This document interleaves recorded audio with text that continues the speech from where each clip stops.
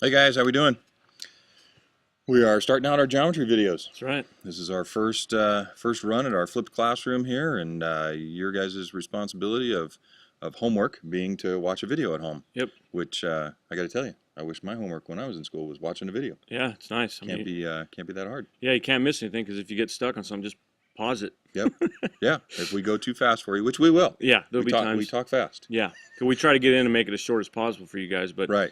if you miss something, pause the video, write it down, rewind it, hear it again. Yeah. I mean, it really is a useful tool, guys, because there is no time limit on it.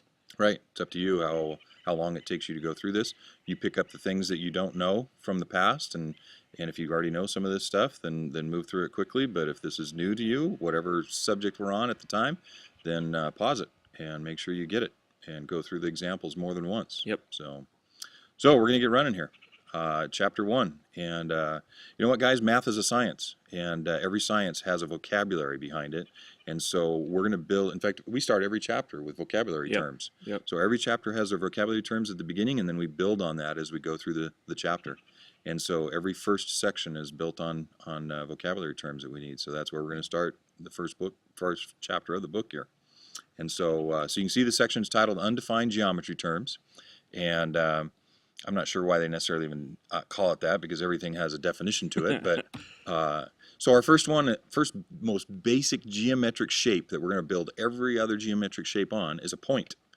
And we can talk about a point being a specific location, okay? And so a point is basically, you can think of it as the point of your pencil. You take your pencil on your paper and you draw a little point, a little dot, and that's a point. And again, you can see where we're going to, put points together to build other shapes and so on. And so this is our most basic definition here. And so the notation for a point is an uppercase letter. And that's going to be critical as we go through. Yep. Notation is absolutely essential in geometry. One of the most important things. Yeah, you got to notate things correctly. Otherwise, we don't have a common vocabulary. We don't have common terms that we talk about. Nobody understands what you're saying if you don't use the same notation that the geometry book does. And as we go through this, guys, remember there's actually, not to use the geometry word, but two planes to geometry. There's the visual plane, and then there's the mathematical plane, and we shift between those two all the time. And you got to know, based on how things are labeled, whether they're talking about it visually or they're wanting you to do something mathematically. And this, that's true. And we cover a lot of this in this first chapter. Yeah. So there's a little A up there. Well, not a little a capital A, but an A up there in the corner. I don't even know if you saw it come in there, but that's a point. And so it's a dot with a capital letter next to it. That's a point. That's how we notate a point. Okay? So we're going to build on that. So the next thing we're going to define is a line. And so the concept you need to make sure you understand about a line is that it extends in two directions infinitely. And so a line represents infinity. And infinity is a whole concept in math that we could spend hours talking about. But a line, like the number line, goes on in each direction forever. We use 2 points or a single lowercase letter to designate a line or to notate a line. And so if we had our A up there, if we added another letter to that, we could draw a line through that. And so we added actually 2 letters here. And that's another concept of infinity within a line, is that a line is built up of an infinite number of points. Because we could always put another point between A and C and then call that D. I could put another point between A and D and call that E. You could keep doing that forever.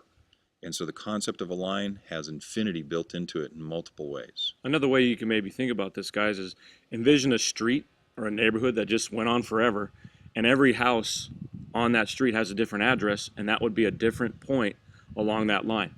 And that's another way you could visualize. So you could visualize as that's house A, house C, and house B, and they're all on the same street, just at different locations. Yeah. Just like our number system has an infinite number of numbers in it. Right. Like you said, everyone could have a different address.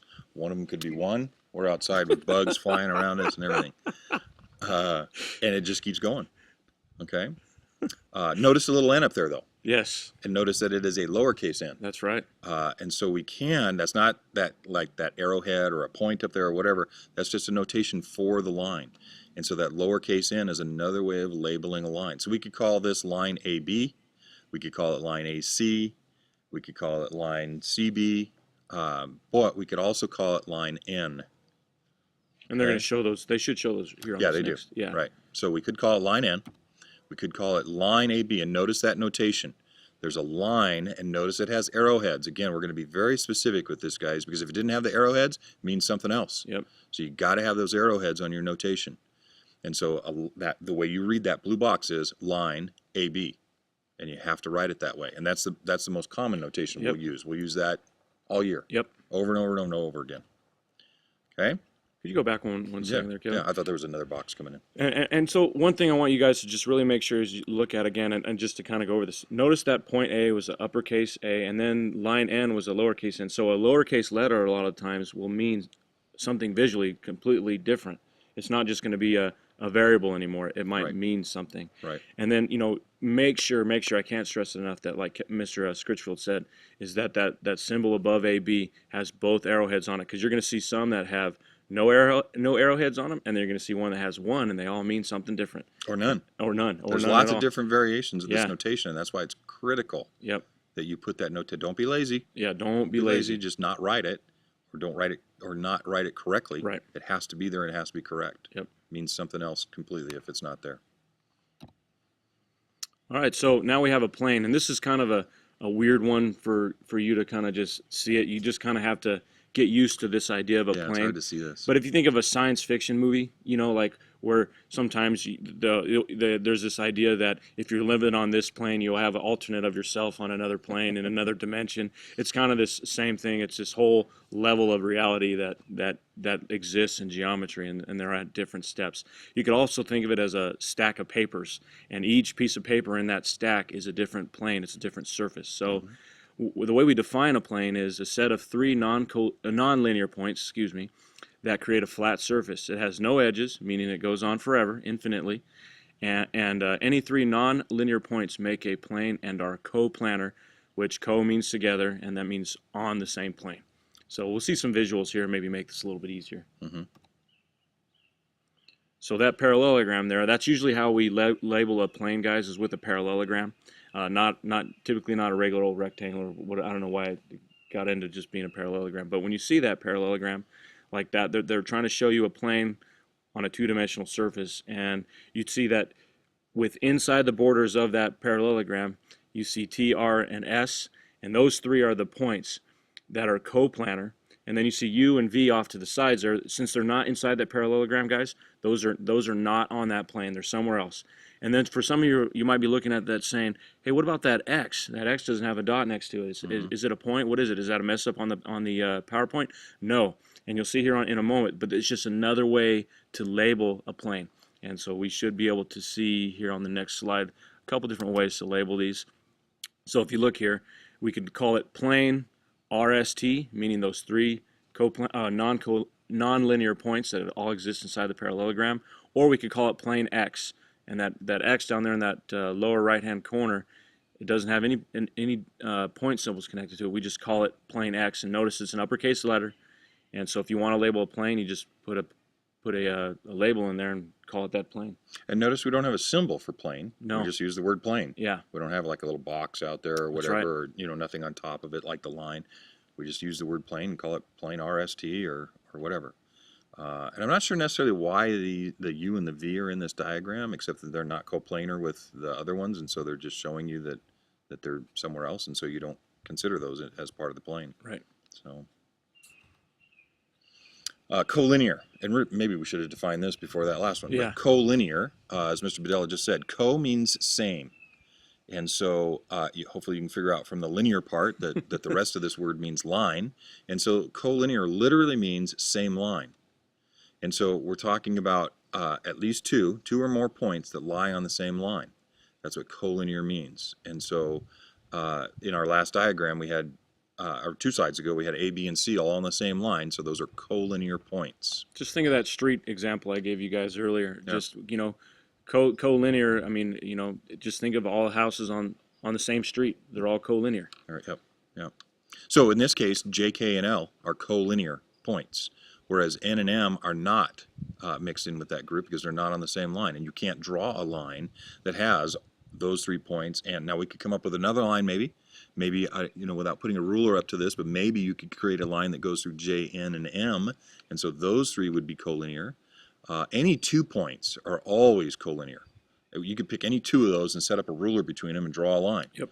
And so any 2 points are always collinear. So when a question asks you to come up with collinear points, they're always talking about at least 3, because 2 always make a line. Okay. Coplanar, same thing. Co is same, planar is plane, and so same plane. So anything that lies on the same plane. Now we're stepping up a dimension here. Yeah. As Mr. Bedell was using a science fiction example, we're stepping up a level in our dimensions here, and so we could have coplanar points. So S, R, and T would be points that lie in the same plane, and so they are coplanar points. But we could also have coplanar lines. And so if we add another point in there somewhere to where we had line RT and say line S U or something as another point on there, and had the 2 lines on that plane, then those 2 lines would be coplanar. And so I guess we could even say line RT and line SR. If we drew lines between those would be coplanar lines because they lie in the same plane. Okay? Those are 2 critical terms to know. Yep. And then just to go back, if you look at V and W, notice that they're outside the borders of that parallelogram, and so those would be non-coplanar with plane RST. And you kind of got to see that to me it looks like V is above that plane, yeah. and W looks like it's below that Right. plane, and you got to be able to kind of see things 3-dimensionally, even though it's on a 2-dimensional screen right now. So here's an example. Yep. Right. So if we give 2 other names for line PQ, now see, you got to be able to look at how that's written right there, and visualize. Okay, I see that line on top of PQ there, so I know they're talking about a line. So give 2 other names for line PQ and for plane R. So if we wanted to give 2 other names for line PQ, remember you could use the lowercase n and call it line N up there on the right, and then another name for PQ would just be its reflexive partner or symmetric partner. Excuse me. Reflexive. Yeah, reflexive. You just switch it the other way, and we'll call it line QP. And so you could always label. It doesn't matter which way you label a line. Now some of them do matter which way you label them. Okay, but for lines, it doesn't matter. You know, they're good either way. And so we can call it line QP, and we could call it line N. Those just mean the same thing. Mean the same thing. And you know, some people can see these kinds of diagrams Yeah. much easier than others. You just got to be able to visualize it, guys. And so again, you got to think of that plane as being maybe a piece of paper, and that QP or line PQ going through that piece of paper like a pencil or a ruler or whatever going through there. And so you got to be able to see that 3-dimensionally like that. And also notice that even though that P is on the plane and Q is not, it doesn't mean that they can't ever work together. They can still work together. So it's just like Mr. Scritchfield said, man, you could take a pencil, or you can even go through your finger right there and say, you know, right there where my finger hits my hand, that's where P is. P, yeah. And then below right there, you could say that that's Q, and they still make a line right there. So, I mean, they don't have to be coplanar to coexist. Right. Yeah. So, Okay. All right. Oops. And then for plane R, I forgot about the second part of that. 2 other names for So plane R. you got to pick any 3 points that are on there. Now notice you can't use Q here because Q is off the parallelogram, but you could use any other 3 points in there for plane R. Just don't include R as part of that. Like you wouldn't want to say PVR. You could say PVS, those are all 3 points, or you could say plane SVT because those are all 3 points within there. Because R is not a point. Yep. And the one you cannot also use, you cannot say plane SPT. Okay, and the reason why you cannot say plane SPT or any form of those 3 letters is because those are collinear, and the definition of a plane is 3 non-collinear points. Okay? Yeah. No, that's good. Okay. Name 3 points that are collinear. Okay, pretty easy. We just did that. We just did that. So we can look at, and it doesn't matter which order you say it. You could say SPT, TPS, PTS, whatever you want to say. It doesn't matter as long as they're all on the same line. Okay? And then it says name 4 points that are coplanar. So any of those 4 in any order that are within the parallelogram, except for R, you could say are coplanar. And then they just kind of change the order there, and they include V on that second one. So QTPS is one way of saying it, or VSPT is another way. Well, we got to be careful with that because the first one has a Q in it. Oh, And I so, didn't see it. Yep. and so we got to be careful because just because there's not a plane drawn in the diagram, and you got to get used to this. Yeah, that. And this is really one of the more difficult things with Right. diagrams is when it's Right. not there. But there is a plane, there is another plane that goes through at that line SPT and is more vertical that would hit Q. It's just not drawn in this diagram. And so there is another plane, but it's not drawn. And so, you know, some of you might call that a trick question or whatever, but you just got to know that that's there. And so really, VSPT is the only set of 4 coplanar points that lie in that pink plane right there. So you got to be careful with that question. Yeah, because you could say, ooh, that is kind of a tricky. We'll maybe show you guys another look at this in class. Maybe Yeah. this will be one that we'll Yeah, look that's in a class. little tougher. We don't see Yeah. that a lot, but that does show up. So. Okay, so we're back to, so that was just some examples on those terms, and so let's look at a few more terms. And so when we talked about our concept of a line being infinite, we label it with at least 2 points, those kinds of things. Well, what if we just cut that line and take part of it? And from our original diagram, we had line ABC. What if we cut it at A and C and just took between those points? Well, we call that a segment. A segment is just part of a line, and it has 2 endpoints. It stops, in other words. An end point, it means that it ends at that point. And so a segment ends at 2 points, and so it's part of a line is the way you need to think of it. And it's measurable. It's measurable, yes. So it no longer represents infinity. Yep. It's measurable. And so we can't talk about measuring a line, but we can talk about measuring a line segment. And this is why when we talked about that notation for a line with the arrowheads, because now we have a segment, and the notation is completely different. Well, not completely different, but it doesn't have the arrowheads on it. Yep.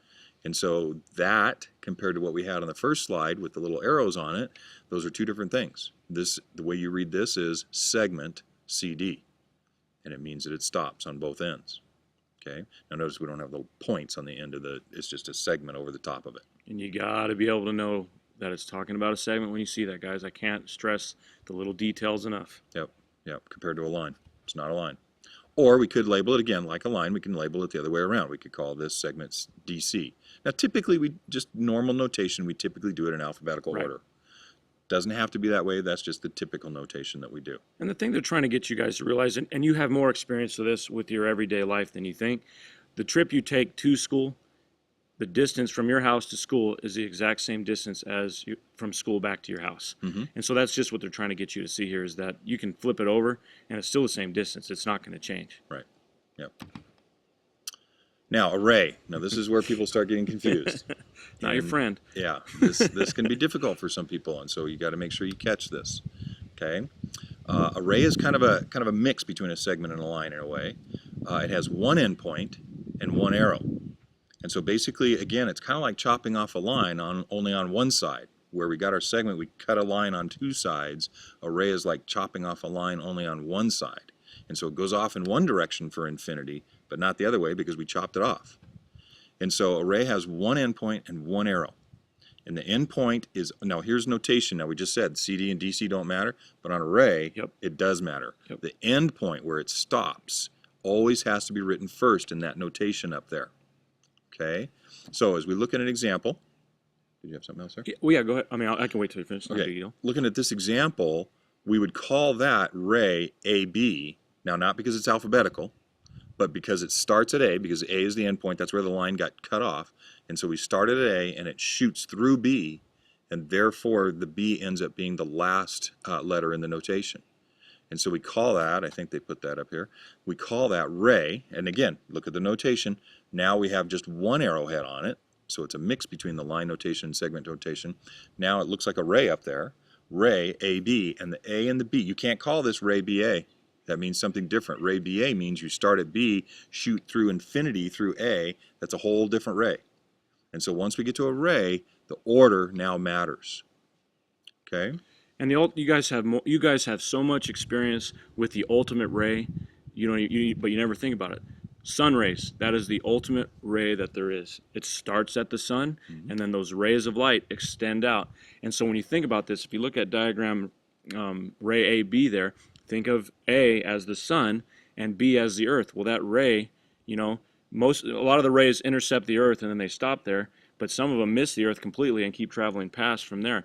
You would never say that a ray goes from earth back to the sun. Right. So when you think about this, think about where is the sun at and where is the rays going out from there, and that's how that's a visual representation of a ray that you guys are really familiar with. Yeah, it's good. Yeah. Opposite rays. Opposite rays are just that, two rays that go in opposite directions, perfectly opposite directions. Yeah. Yep. Not just in different directions, but opposite directions. And so they're opposite collinear, and we got to remember what that means. They're on the same line, rays with the common end point. Now, you're going to look at this and say, well, that's just a line. Well, yeah, it is. Opposite rays make up a line. It's just we pick a point in the middle and we say one ray goes from here that way and one ray goes from that same point the opposite way. Yep. And it makes up a line. But we call them opposite rays. So here's an example of that. So F is the point in the middle, and so that is the starting point for both rays. And so we go from F through G infinitely. That's one ray. In the complete opposite direction, 180 degrees from there, we go F through E, and that's those two then are opposite rays. And so as we name the opposite rays, notice the F has to be first on both of them. Yep. F to G, F to E. Those are opposite rays. And we never write a ray symbol backwards. Right. We never write a ray symbol where the symbol, that arrow on top, is flipped the other way. We never write it that way. The arrow always points to the right, the end point first, and the point that it goes infinitely through is last. I mean, I visualize this as my house is at house F, and I live on a straight street, and I could say, oh, all right, which way do I want to go today? Do I want to go to the right, or do I want to go to the left when I leave my house? But notice that I'm starting from my house. You know, I couldn't start at G and go left and then magically jump over to E and go right. You know, I have to start at F, and I'm either going to go to the left or I'm going to go to the right, but my starting location is at point F. Yeah. That's the critical part of that. Yep. Knowing where you're starting. Okay, give another example or another name for, now, what are we talking about? We're talking about a segment because That's right. that notation on top is a segment. So if you want to give another segment for GH, make sure that when you go to label that, it's the exact same distance. Okay, so when I look at GH, I said GF, didn't I? When I look at GH, you know, I could just flip that over, and another name for that segment would be HG. So be careful here, not call it JG. Yeah, there's 2 points in there, but remember, segment GH is a measurable distance, and when I go to label it another way, it has to still be the exact same distance. Okay, so HG would be the way to do that. And don't forget to put the segment symbol on top of that. Okay, we'll be real sticklers on that on tests and things like that. If you forget that point or that little drawing part of it, you're going to get it wrong. Yeah, if you just put HG with no label on top, it's wrong. So then part B says name all 4 rays with the endpoint J.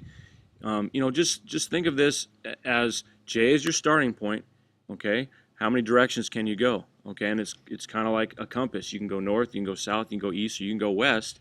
You know, you just got to look at all those directions you can go. So when I look at this, I say, okay, I can go from J to E, I can go from J to G, I can go from J to F, or I can go from J to H. I've got 4 options there, but they always start with J. And so when you set these up, notice all 4 of those answers start with J, and then they go towards that other point, and that ray is always shooting off to the right. Okay? Yep. Even if your ray is going to the left, guys, we always kind of label this with the J first, and then the ray shooting to the right. That's just kind of kind of how we always do it. Yep. So you wouldn't want to call it EJ and then have the ray part going this way. I wouldn't do that. I just get used to doing it one way and leave it that way. Yeah, that means, yeah. I mean, this stuff's really easy once you get used to it. I mean, you have more experiences with this than you think. Yeah. And then that last question there, which of the rays are opposite rays? Well, refer back to that last example on the last slide.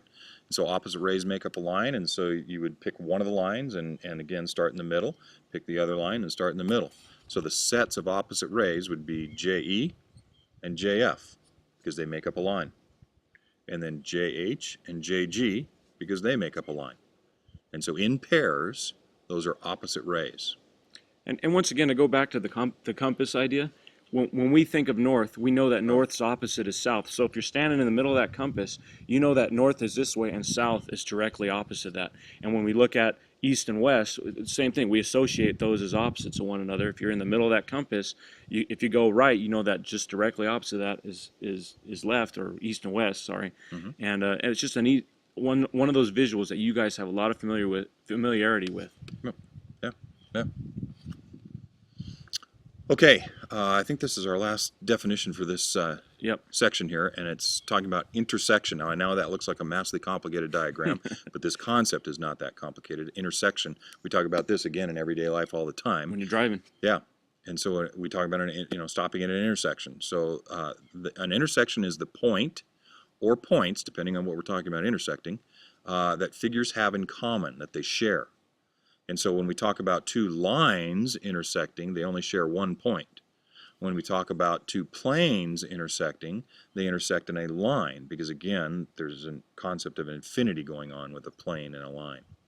And so when we talk about intersections, we're just talking about where two things cross each other. And when they do cross each other, what's made up? Is it a point? Is it a line? What is it? So, okay. So two planes intersect in a line. So if we looked at plane N is this vertical one here, because the N's at the bottom down there. So the one going up and down is the N plane. If we look at the top plane, that's plane M. And so those two planes, where they intersect, is line D through there. See the small d labeling that line up there? And so line D is where those two planes intersect. If we drop that down to plane P and plane N, now they intersect in line E at the bottom down there. Just a quick example of something that you never really looked at, but if you want to look at it right now, just look up at the ceiling of your room or wherever you're watching this, and look where the ceiling and the walls meet, and you'll see a crease where those two meet, that slide across there. That's a line being formed by two planes. Mm-hmm. You know, that crease in between the ceiling and the walls is a line. Yeah, that's the example we use a lot in class. Yeah. In our classroom, we'll talk about, well, what about the front wall and the ceiling, or Yep. the floor and the side wall, or whatever. And so a room is a good example of planes intersecting. Yep. And so again, plane M and plane N intersect at line D here. So we've already talked about that. I think Yeah, these ones here, guys, we're going to kind of we're going to talk about these in class. go over in class. So we're just going to put them up and just read through it real quick, pause the video, and just look at that. And then when you get done reading over those and kind of get an idea of what those sketches are doing, you know, unpause it and go on to the next slide here. So basically, there's 3 questions here. Yep. Those are the 3 answers, but that's okay. We just want you to look at this, and we're gonna talk more about this in class tomorrow. Yep. So you can pause it right here and try to take all that in. And then the same thing with this one. This is our last slide for today, and it's asking you to sketch 2 planes that intersect in a line. And so it kind of steps it out for you here, and so see if you can do that on a piece of paper. But we're going to do this in class tomorrow too. So, but just take a look at it and make sure that you understand this as we start to talk about it tomorrow. Yep. Pause it. Take all the time you need. Yeah. Okay, guys. Have a good night. That was our first set, and so we'll see you in class tomorrow.